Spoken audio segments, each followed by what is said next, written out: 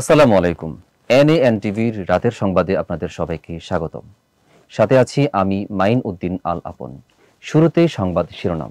বেসরকারিতে ৭৬% আসন ফাঁকা রেখে শেষ হলো স্কুলের ভর্তির আবেদন। ২১শে আগস্ট গ্রেনেড হামলা তারেক রহমান বাবর সহ আসামি খালাস। তত্ত্বাবধায়ক সরকার ফেরাতে রিভিউ শুনানি ১৯শে জানুয়ারি। লন্ডন গেলেন মির্জা ফখরুল। যুক্তরাজ্যে হাসিনার ঘনিষ্ঠদের বিপুল সম্পদের সন্ধান। বাংলাদেশ ভারতের মধ্যে সাম্য ও মর্যাদার ভিত্তিতে সুসম্পর্ক গড়ে উঠল। পিতার এজহারে আলিফ হত্যার লোমহর্ষক বর্ণনা। সশস্ত্র হামলার ভয়ঙ্কর তথ্য ফাঁস করলেন সাংবাদিক ইলিয়াস। এবারে শুনবেন বিস্তারিত।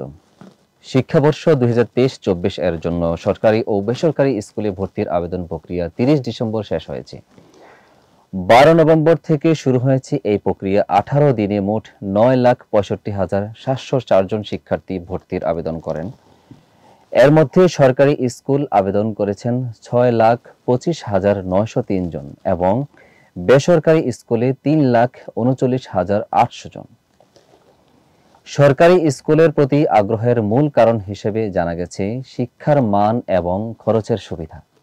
ঢাকাসহ মহানগর এবং জেলা সদরে সরকারি স্কুলে শিক্ষকদের ও শিক্ষার মান বেসরকারির তুলনায় ভালো হওয়ায় অভিভাবকরা তাদের সন্তানদের সরকারি স্কুলে ভর্তি করাতে বেশি আগ্রহী। বিস্তারিত জানাচ্ছেন অরণি আক্তার। বেসরকারি স্কুলগুলোতে ১০ লাখের বেশি আসন থাকা সত্ত্বেও সেখানে আবেদন পড়েছে মাত্র ৩,৩৯,৮০০টি। এতে করে বেসরকারি স্কুলগুলোতে প্রায় ৭৬% আসন এখনও খালি রয়ে গেছে। সরকারি স্কুলগুলোতে বেশিরভাগ শিক্ষার্থী ভর্তি হওয়ার ফলে বেসরকারি স্কুলের প্রতি আগ্রহ কমে যাচ্ছে। এছাড়াও মাধ্যমিক ও উচ্চ মাধ্যমিক অধিদপ্তরের সংশ্লিষ্ট কর্মকর্তারা জানান, আবেদন প্রক্রিয়া কেন্দ্রীয়ভাবে নিয়ন্ত্রণ করা হচ্ছে এবং শিক্ষা ব্যবস্থার এই চিত্র পরবর্তী সময়ে ভর্তির প্রবণতা কিভাবে প্রভাবিত করবে তা জানার জন্য বিশ্লেষণীয় গবেষণার প্রয়োজন রয়েছে। ২১শে আগস্ট গ্রেনেড হামলার মামলায় হাইকোর্টের রায়ে যাবজ্জীবন কারাদণ্ডপ্রাপ্ত তারেক রহমান ও মৃত্যুদণ্ডপ্রাপ্ত সাবেক স্বরাষ্ট্র প্রতিমন্ত্রী লুৎফুজ্জামান বাবর সহ সব আসামিকে খালাস দেওয়া হয়। বিচারিক আদালতের রায় বাতিল করেই হাইকোর্টে রায় ঘোষণা করেন বিচারপতি AKM আসাদুজ্জামান এবং বিচারপতি সৈয়দ এনায়েত হোসেন। ২০০৪ সালে আওয়ামী লীগ সভাপতি শেখ হাসিনার সমাবেশে সংঘটিত এই গ্রেনেড হামলার ২৪ জন নিহত হয়। এই হামলাকে রাজনৈতিক উদ্দেশ্য প্রণোদিত বলে দাবি করেন আওয়ামী লীগ নেতারা। ঘটনার পর অব্যাহত তদন্ত হয় এবং দীর্ঘ সময়ের পর ২০০৮ সালের জুন মাসে সিআইডির পক্ষ থেকে আলাদা জুটি অভিযোগপত্র দায়ের করা হয়। বিচারের দায়ে অনেক দেরি হলেও ২০০৮ সালে বিচারিক আদালত রায় দেন, যেখানে ১৯ জনকে মৃত্যুদণ্ড এবং ১৯ জনকে যাবজ্জীবন কারাদণ্ড দেওয়া হয়। বিস্তারিত জানাচ্ছেন সিদ্দি জান্নাত। যদিও পরে হাইকোর্টে আসামিদের আপিল ও ডেথ রেফারেন্সের শুনানি একাধিকবার চালানো হয়, শেষ পর্যন্ত আদালত মামলাটিকে অবৈধ ঘোষণা করে এই খালাস দেন। বিচারের শুরু থেকে শেষ পর্যন্ত রাজনৈতিক পরিস্থিতির পরিবর্তন এবং বিচার বিভাগের অভ্যন্তরীণ পরিবর্তনের বিষয়েও উল্লেখ করা হয়েছে। এই রায়ে এখন প্রশ্ন উঠছে, রাজনীতি প্রতিক্রিয়ায় বিচার বিভাগ কতটা প্রভাবিত হয়েছে এবং ভবিষ্যতের রাজনৈতিক মামলা ও বিচার নিয়ে সমাজে কি প্রভাব পড়তে পারে। প্রধান বিচারপতি সৈয়দ রিফাত আহমেদের নেতৃত্বে আপিল বিভাগ একটি গুরুত্বপূর্ণ মামলার শুনানির জন্য ১৯ জানুয়ারি তারিখ নির্ধারণ করেছেন, যেখানে তত্ত্বাবধায়ক সরকারের ব্যবস্থায় বাতিল সংক্রান্ত সংবিধানের ত্রয়োদশ সংশোধনী বাতিলের রায়ের বিরুদ্ধে পৃথক ৩টি রিভিউ আবেদন করা হয়েছে। বিএনপি, জামাতে ইসলাম এবং সুজনের পক্ষ থেকে এই রিভিউ আবেদনগুলি দাখিল করা হয়েছে। প্রথমে বিএনপি মহাসচিব মির্জা ফখরুল ইসলাম আলমগীরের ১৬ অক্টোবর এবং সুজনের সম্পাদক ডক্টর বদিউল আলম মজুমদার আগস্ট মাসেই এই সংশোধনী বৈধতা নিয়ে পৃথক রিভিউ আবেদন করেছেন। পরে জামাতে ইসলামীর পক্ষ থেকে অধ্যাপক মিয়া গোলাম ফরওয়ার রিভিউ আবেদনটি দাখিল করেন। বিস্তারিত জানাচ্ছেন অরণি আক্তার। ২০১১ সালের ১০ই মে উচ্চ আদালত তত্ত্বাবধায়ক সরকার ব্যবস্থা বাতিলের জন্য ত্রয়োদশ সংশোধনীকে অবৈধ ঘোষণা করে। তবে আদালত তখন বলেছিল যে ভবিষ্যৎ তত্ত্বাবধায়ক সরকারের অধীনে নির্বাচনের বিষয়েও আলোচনা হতে পারে।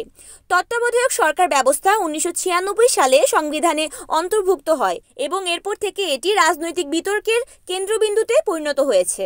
এই ঘটনায় জনমনে তীব্র আগ্রহ সৃষ্টি হয়েছে, বিশেষ করে বর্তমান রাজনৈতিক প্রেক্ষাপটে।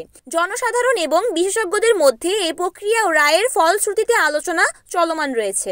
বিএনপি মহাসচিব মির্জা ফখরুল ইসলাম আলমগীর সম্প্রতি লন্ডনে ছুটিতে গেছেন, যেখানে তিনি দলের ভারপ্রাপ্ত চেয়ারম্যান তারেক রহমানের সাথে সাক্ষাৎ করবেন। তিনি তার স্ত্রীর অসুস্থতার চিকিৎসার জন্য লন্ডনে যেতে বাধ্য হয়েছেন এবং এর জন্য যেখানে চিকিৎসকের সাথে এক অ্যাপয়েন্টমেন্টও রাখা হয়েছে। এটি একটি গুরুত্বপূর্ণ সফর, কারণ এই সময় বিএনপির চেয়ারপারসন খালেদা জিয়ার উন্নত চিকিৎসার জন্য বিদেশে যাওয়ার প্রস্তুতি চলমান। বিস্তারিত জানাচ্ছেন সিদ্ধি জান্নাত। মির্জা ফখরুলের পরিকল্পনা অনুযায়ী তিনি 2 সপ্তাহের মধ্যে দেশে ফিরবেন। তবে দেশে ফিরলে খালেদা জিয়া চিকিৎসার জন্য লন্ডন যাবেন বলে খবর পাওয়া গেছে। দলের সূত্র জানিয়েছে যে খালেদা জিয়া যুক্তরাষ্ট্র ও যুক্তরাজ্যের ভিসা প্রক্রিয়া ইতিমধ্যে সম্পন্ন হয়েছে এবং সম্ভাব্যভাবে তিনি সৌদি আরবেও যেতে পারেন ওমরা করার জন্য। এই পরিস্থিতিতে বিএনপি দলটির নেতাকর্মীদের মধ্যে একটি স্পষ্ট বার্তা যাচ্ছে যে তারা রাজনৈতিক এবং চিকিৎসা সংক্রান্ত সমস্ত প্রস্তুতি একত্রিত করছে। বাংলাদেশের ক্ষমতাচ্যুত প্রধানমন্ত্রী শেখ হাসিনার ঘনিষ্ঠতার মধ্যে এমন মন্ত্রী ও এমপিদের যুক্তরাজ্যে বিপুল সম্পত্তির সন্ধান পাওয়ার ঘটনা সুস্পষ্টভাবে দেশটির রাজনৈতিক এবং অর্থনৈতিক পরিস্থিতির দিকে ইঙ্গিত করে। প্রতিবেদনে উল্লিখিত মতে এইসব ব্যক্তিরা পাচার করা অর্থ দিয়ে যুক্তরাজ্যের আবাসন খাতে বিনিয়োগ করেছেন, যার পরিমাণ 40 কোটি পাউন্ডের বেশি। গার্ডিয়ানের অনুসন্ধানী প্রতিবেদনে পরিষ্কার হয়েছে যে সাবেক প্রধানমন্ত্রী শেখ হাসিনার উপদেষ্টা সালমান এফ রহমান এবং অন্যান্য ব্যবসায়ীদের মালিকানা থাকা সম্পত্তি অধিকাংশই অফশোর কোম্পানির মাধ্যমে কেনা হয়েছে। বিস্তারিত জানাচ্ছেন অরণি আক্তার। বিশ্বব্যাপী অর্থ পাচারের এই ধারা এবং বিদেশি বিনিয়োগের পেছনে রাজনৈতিক প্রভাব এবং দুর্নীতির বিষয়টি বাংলাদেশের সরকারের জন্য একটি গুরুত্বপূর্ণ চ্যালেঞ্জ। অনেকগুলো রাজনৈতিক ব্যক্তিত্ব এবং ব্যবসায়ীদের বিরুদ্ধে দুর্নীতির তদন্ত চলছে এবং তাদের বিরুদ্ধে নানা রকম পদক্ষেপ নেওয়ার দাবি উঠছে। আন্তর্জাতিক পর্যায়ে অবৈধ অর্থের এই ধারা বন্ধ করতে বাংলাদেশ সরকার এবং আন্তর্জাতিক সংস্থাগুলোর সম্মিলিত প্রচেষ্টার প্রয়োজন রয়েছে। সরকারের পদক্ষেপের মাধ্যমে দেশীয় অর্থনৈতিক এবং জনগণের বিশ্বাস পুনঃপ্রতিষ্ঠা করার জন্য কঠোর পদক্ষেপ নেওয়া অত্যন্ত জরুরি। বাংলাদেশের ভারতীয় সম্পর্কের বর্তমান পরিস্থিতি এবং সাম্প্রতিক ঘটনা সম্পর্কে একটি বিশ্লেষণ ও প্রতিক্রিয়া তুলে ধরেছে। এই ধরনের পরিস্থিতিতে শান্তি ও সৌন্দর্য বজায় রাখার গুরুত্ব অপরিসীম। উভয় দেশের জনগণের মধ্যে প্রতিরোধমূলক কর্মসূচি এবং উস্কানিমূলক কর্মকাণ্ড থেকে বিরত থাকার আহ্বান অত্যন্ত জরুরি। বাংলাদেশ এবং ভারতের মধ্যে পারস্পরিক শ্রদ্ধা ও সহযোগিতা বজায় রাখতে 2 দেশের সরকারের মধ্যে সৎ ও যুক্তিসঙ্গত আলোচনা প্রয়োজন। উভয় পক্ষের জন্যই শান্তি ও উন্নতির পক্ষে আসার জন্য একটি শক্তিশালী ভিত্তি গড়ে তোলা অতি গুরুত্বপূর্ণ। বিস্তারিত জানাচ্ছেন সিদ্ধি জান্নাত।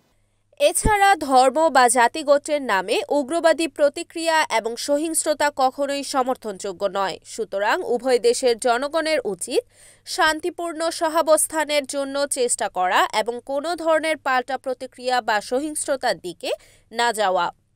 শান্তি, বন্ধুত্ব এবং সহযোগিতার ভিত্তিতে উভয় দেশের সম্পর্ক উন্নয়ন করার আহ্বানটাই আসল সত্য। সচেতন সমাজ এবং জনগণের উদ্যোগে এই লক্ষ্যে এগিয়ে যাওয়া উচিত। চট্টগ্রামে আইনজীবী সাইফুল ইসলাম আলিফের হত্যার ঘটনায় 31 জনের বিরুদ্ধে মামলা করা হয়েছে এবং অজ্ঞাতনামা 10 থেকে 15 জনকে আসামি করা হয়েছে। নিহতের পিতা জামাল উদ্দিন অভিযোগ করেছেন যে ছাত্রলীগ, যুবলীগ ও আওয়ামী লীগের ইন্ধনেই এই হত্যাকাণ্ড ঘটেছে। মামলায় উল্লেখিত আসামিদের মধ্যে অনেকেই পরিচ্ছন্ন কর্মী। অভিযুক্ত চন্দন দাসকে প্রধান আসামি করা হয়েছে এবং হত্যার সময় তার পরনে কমলা রঙের গেঞ্জি ও হেলমেট ছিল। হত্যাকাণ্ডের একটি ভিডিও ফুটেজ পাওয়া গেছে যা পুলিশকে হত্যাকারীদের চিহ্নিত করতে সহায়তা করেছে। বিস্তারিত জানাচ্ছেন অরণি আক্তার। মামলার এজাহারে বলা হয়েছে, আদালতের প্রাঙ্গণে সংঘটিত বিশৃঙ্খল আচরণের পর আলিফকে পরিকল্পিতভাবে হত্যা করা হয়েছে। ঘটনার সময় আলিফকে ধারালো অস্ত্র দিয়ে গুরুতর আঘাত করা হয়েছিল এবং তাকে হত্যা করা হয়েছিল। জামাল উদ্দিন তার ছেলের হত্যার জন্য আসামিদের ফাঁসি দাবি করেছেন এবং তিনি মনে করেন এই হত্যাকাণ্ডের পেছনে রাজনৈতিক দাপট কাজ করছে। এই ঘটনা দেশে ব্যাপক শোরগোল সৃষ্টি করেছে এবং বিভিন্ন স্থানে মানবাধিকার ও আইন শৃঙ্খলা নিয়ে আলোচনা শুরু হয়েছে। সম্প্রতি প্রকাশিত একটি ডকুমেন্টারির মাধ্যমে বাংলাদেশের রাজনৈতিক পরিস্থিতি এবং কিছু নেতাদের বিরুদ্ধে অভিযোগ উত্থাপন করা হয়েছে। সাংবাদিক ইলিয়াস হোসেন যা বলেছেন তা নিয়ে সামাজিক যোগাযোগ মাধ্যমে ব্যাপক আলোচনা এবং তোলপাড় সৃষ্টি হয়েছে। উল্লেখযোগ্য যে এই ধরনের সংবাদ এবং মন্তব্যগুলো সাধারণ রাজনৈতিক অস্থিতিশীলতা এবং বিতর্কের জন্ম দিতে পারে। প্রতিবেদনে যে অভিযোগগুলি তোলা হয়েছে সেগুলো যদি সত্য হয় তবে তা দেশের জন্য গুরুতর সংকটের সৃষ্টি হতে পারে। অবশ্যই এই ইস্যুসমূহ যাচাই বাছাই ও সততা নিশ্চিত করার প্রয়োজন রয়েছে, যাতে সম্পৃক্ত সমস্ত পক্ষের মতামত এবং প্রমাণ সংগ্রহ করা যায়। বিস্তারিত জানাচ্ছেন স্মৃতি জান্নাত। বাংলাদেশের সমসাময়িক রাজনৈতিক পরিস্থিতি জটিল এবং বিভিন্ন দলের মধ্যে উত্তেজনা বিদ্যমান। তাই এই ধরনের তথ্য শেয়ার করার সময় সতর্কতা অবলম্বন করা উচিত। মাথায় রাখতে হবে, কোনো তথ্যের ভিত্তিতে কার্যকরী পদক্ষেপ নেওয়ার আগে তা সূক্ষ্মভাবে যাচাই করা অত্যন্ত জরুরি। প্রকাশিত তথ্যগুলি ব্যাখ্যা করে এবং তথ্যসূত্র অনুসন্ধান করে একটি ব্যাপক ও সঠিক চিত্র পাওয়া সম্ভব। এজন্য গণমাধ্যম এবং বিভিন্ন বিশ্লেষকদের ভূমিকা অত্যন্ত গুরুত্বপূর্ণ। এই ছিল রাতের সংবাদ। এনএনটিভির সাথে থাকার জন্য ধন্যবাদ।